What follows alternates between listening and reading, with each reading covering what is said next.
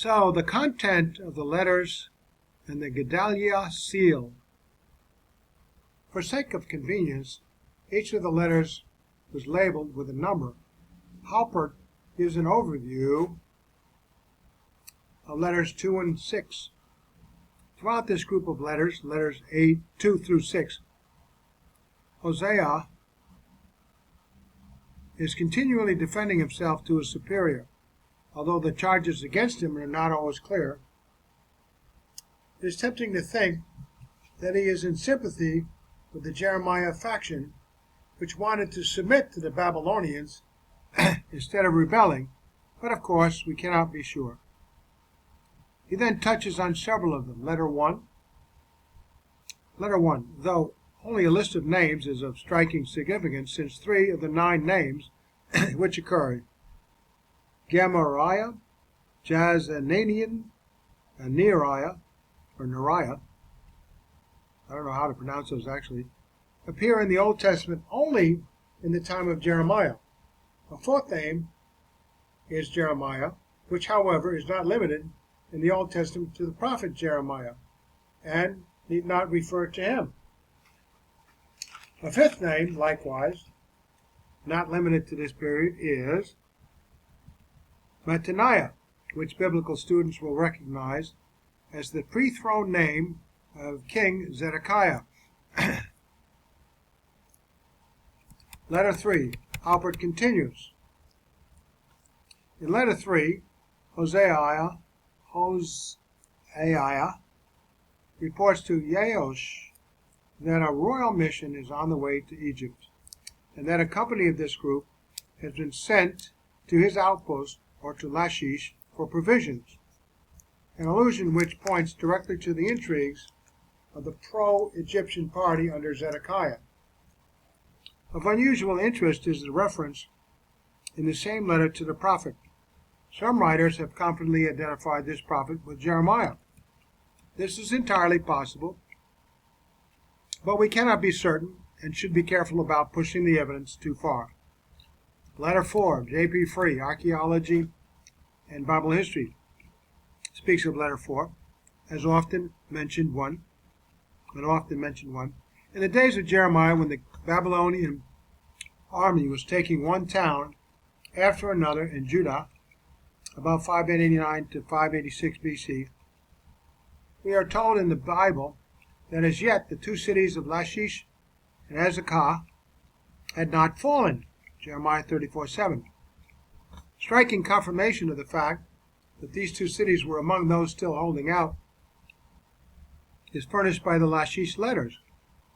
Letter number 4, written by the army officer at a military outpost to a superior officer at Lachish, says, "We are watching for the signals of Lachish according to all indications which my Lord hath given, for we cannot see Azekah." This letter not only shows us how Nebuchadnezzar's army was tightening its net around the land of Judah, but also evidences the close relationship between Lachish and Azekah, which are similarly linked in the book of Jeremiah. Haupert sees it from another angle. The final statement of letter 4 affords an intimate glimpse into the declining days of the kingdom of Judah. Hoshaiah concludes, "Investigate, and my Lord will know that for the fire signals of Lachish we are watching, according to all the signs which my Lord has given. For we cannot see Azekah." This statement calls to mind immediately the passage in Jeremiah 34:7. Wright adds his view of the reference to not seeing Azekah. When Hoshaiah says that he cannot see Azekah, he may mean that the latter city has already fallen and is no longer sending signals. At any rate, we here learn that Judah had a signal system, presumably by fire or smoke, and the atmosphere of the letters reflects the worry and disorder of a besieged country. A date in the autumn of 589 or 588 BC has been suggested for the bulk of the letters. Letter 6. Joseph Freed points out the relationship between letter 6 and Jeremiah's writings.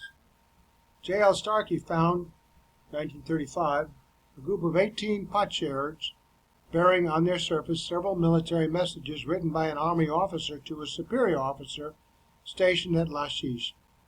W.F. Haupert has pointed out A Brief History of Judah from the Days of Josiah to Alexander the Great,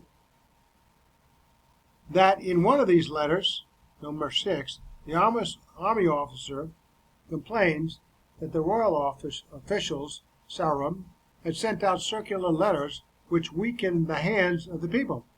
The army officer who wrote this Lachish letter used the expression weaken the hands to describe the effect of the over-optimism of the royal officials, whereas the officials referred to in the book of Jeremiah in turn had used the same expression in describing the effect of Jeremiah's realistic prophecy concerning the approaching fall of Jerusalem. The royal officers were deemed guilty of the very action which they sought to ascribe to Jeremiah. Gedaliah seal.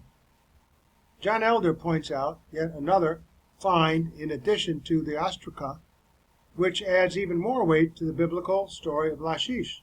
The nearby city fortress of Lachish provides clear proof that it had been twice burned over a short period of time, coinciding with the two captures of Jerusalem.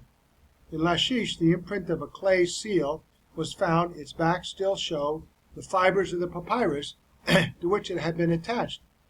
It reads, we'll just fix that, reads,